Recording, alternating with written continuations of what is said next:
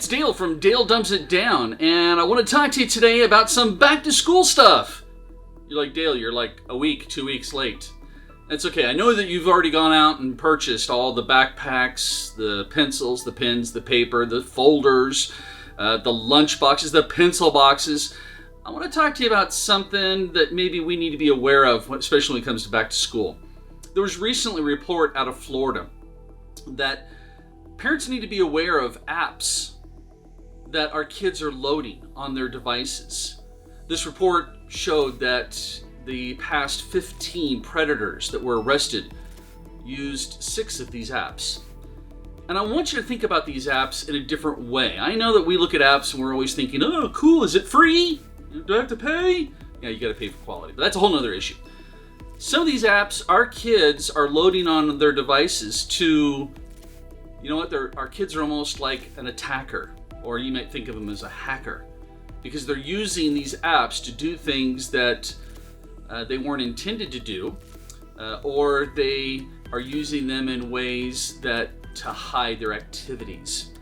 So you should be very much aware of what's on your kids' devices. Let's get into some of those apps. The first one is called Meet Me. It's exactly what it sounds like. It's an app for folks to get together and meet up, create conversations.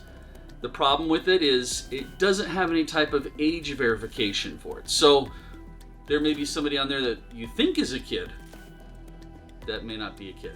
Okay, here's another one, and it's a really popular app. It's called WhatsApp. It's a great app. It's actually owned by Facebook.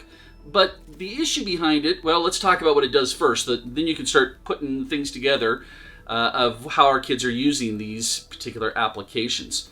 It's designed to allow people to send unlimited amounts of text messages, or any type of messages really, bypassing the cell phone companies' charges or restrictions for text messages. Yeah, believe it or not, in some countries outside of the United States, there are some telcos or cell phone providers that are charging for text messages. Can you believe that? Well, this allows them to do it unlimited because it just uses their data plan. The problem with it is that our kids, or some kids, are using this particular app as an alternative to their standard SMS messaging app that's on their phone. Because as a parent, I might just pull that app up. I may not understand what WhatsApp is. WhatsApp doesn't even sound like a text message app, right? Okay, here's another one. I know I'm going to get butchered on this one, so be gentle with me. It's called Snapchat. I know, you're all thinking, Dale, Snapchat? How could that be bad? Well, let's think about its premise first. The premise behind this app is I can send you a message, a photo, a video, and it'll erase off your device after so long a period of time. My first question is why do I want that feature?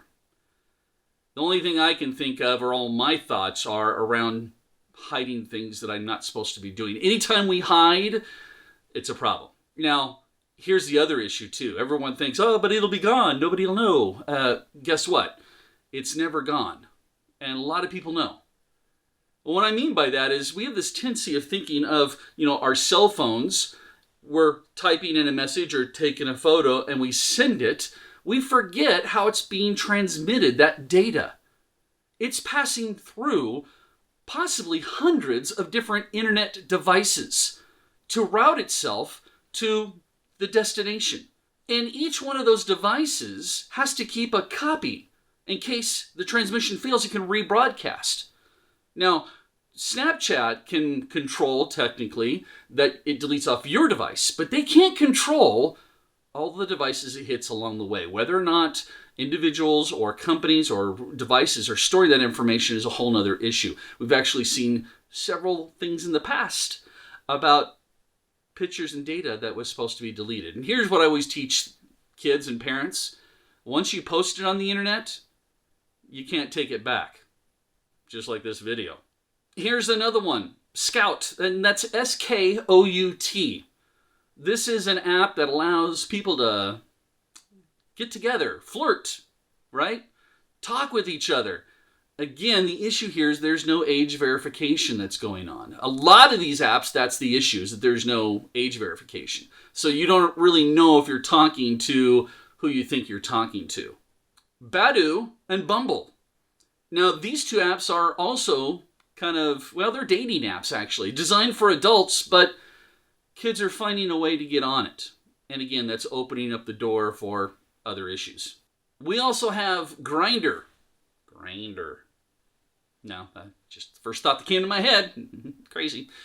This particular app is developed for the LGBTQ community, and it allows, again, individuals to talk with each other, to share feelings, to maybe find a partner out there.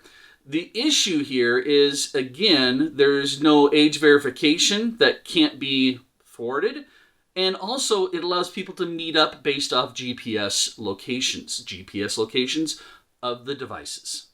Kik, and this is spelled K-I-K. This app actually is designed for kids. But again, we can't make sure that it's kids that's going to be communicating. It allows them to talk with each other, chat, and again, share ideas and information. Again, another issue with age verification. LiveMe, L-I-V-E-M-E, LiveMe. Exactly what it sounds like. It allows a user to start streaming live video to whoever may be out there to watch. We can't control that. And we can't control the comments that they make. Now, I would actually also put in this category of LiveMe another very popular application and program out there called Twitch TV. We see a lot of kids using this, especially if you have kids that are involved in online gaming, because they can go and watch individuals play. I don't get it, personally. I'm going to go watch somebody else play the game. That's fun. But I guess they learned from watching other people. Can't control the content. It may say that it's for a particular game, and you may go in there and it could be something totally different or inappropriate.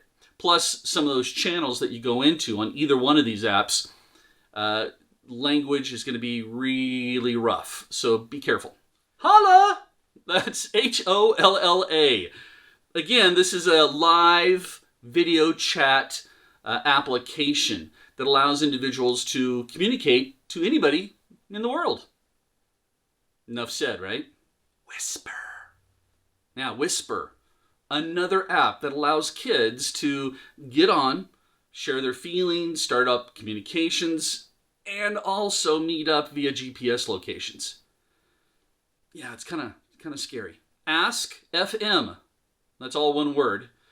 It's an app that allows users to anonymously ask questions of other users and post statements that could lead to bullying. In fact, we see a lot of bullying going on this particular app. Hot or Not.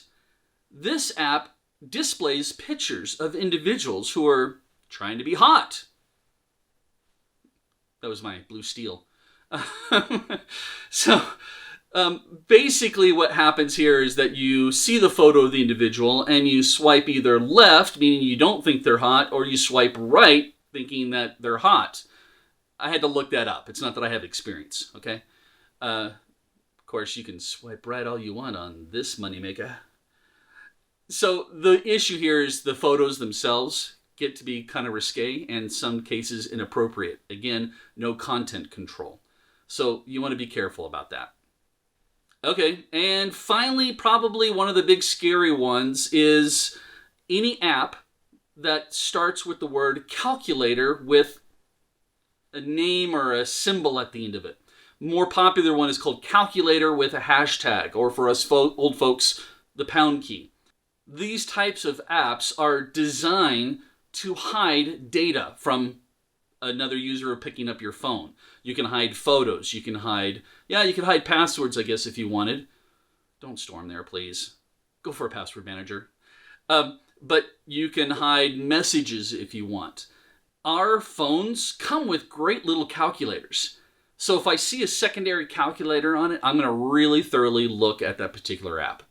Now, here's the other issue when it comes to not just these apps, but other types of apps. First of all, as a parent, we need to understand what the app does, what its full function is. So let me tell you about a mistake that I made, or maybe I should say something I learned about setting up a phone for one of my older sons. This was several years ago. I'd set up the phone. It was his first smartphone, and I'd gone through and I'd limited it quite a bit. I'd made it so he couldn't launch the internet browser, couldn't launch Chrome, he couldn't install apps without my knowledge. But the phone actually came pre-installed with an app called Smart News. It's a news app. I'll let him have that one. That's cool. What I didn't realize is that Smart App had the ability to launch its own browser within itself. And so, yeah, I had some issues I had to deal with. Had to eventually block that particular app. So, again, we need to be aware. Matter of fact, that's what I teach when I'm teaching IT security professionals. That one of the first lines of defenses when it comes to securing ourselves, and in this case our families, is you have to know what's on the device. If you don't know what's on the device, it's not your device. It's somebody else's. And I don't mean that like your kids. I'm talking about that device now belongs to whoever creates that app. So we have to know what's on these apps. In my house, at any time, this old man can say, audit. I do this a lot at the dinner table, and my kids have to hand their phone over to me. And I just simply go through. I'm not snooping too intensively. I'm looking at what apps were installed or that have been installed. I will go through and I'll take a look at, maybe I'll sit down with them and say, hey, let's go through some of your pictures. I want to see some of the cool pictures you're taking. I'll look at those pictures. I'll also make sure I look at the pictures that they've received. Now, there's a solution, or there's several different solutions out there that we can utilize to help make this easier for you. And that's what I'm here to do, is teach you how to make things easier. One of my favorite ones right now is done by Google. It's called Family Link. You install it on the child's device, you install it on your device, and as an evil parent, I now have access to the ability to see exactly where my kid's at if I need to. I can also, I'm looking at this particular app in detail because we all know that Gabe's getting to that age where it'd be really convenient sometimes for him to have a phone, but I'm making sure that he's mature enough to handle it and that I can help make him safe or keep him safe. I can't see his text messages, or I wouldn't be able to see his text messages, but I would be able to limit what apps he could install. He would actually go to the Play Store, select that he wants to install the app, and I get a message saying, hey, Gabe would want to install this app. Do you allow it or not? And so I can quickly do research on that particular app to find out if there's any problems with it. Now, as I mentioned, I can't see his photos, I can't see his text messages, his phone calls. There are some other apps out there that'll do that if that's the way you want to go. Because I'm like, oh, that's cool. I can read their text. Because I have had situations in the past where I really needed to find out what was going on with my son because he disappeared. One app is called Secure Teen. This particular app, I think it's free for about 7 days, so you can try it out, and then they have a yearly subscription, but it does allow you, if you buy the premium edition, actually that one's like $100 a year, it does allow you to retrieve their text messages, their photos, their phone calls. A little bit more intrusive than, I think I have to have that trust relationship with my kids, a little bit better than that. There's also another one that I'm looking at right now, it's called FamSafe. And I'll give you an update on that one. It's very similar to Secure Teen, but it has some additional features built into it, like the Disney Circle. By the way, I'm going to be doing a review here real quickly of the Disney Circle, which has some great functionalities to it as well. Okay, I know that was a lot of information to take in, but it's our job as parents to understand this technology that we're handing to our kids.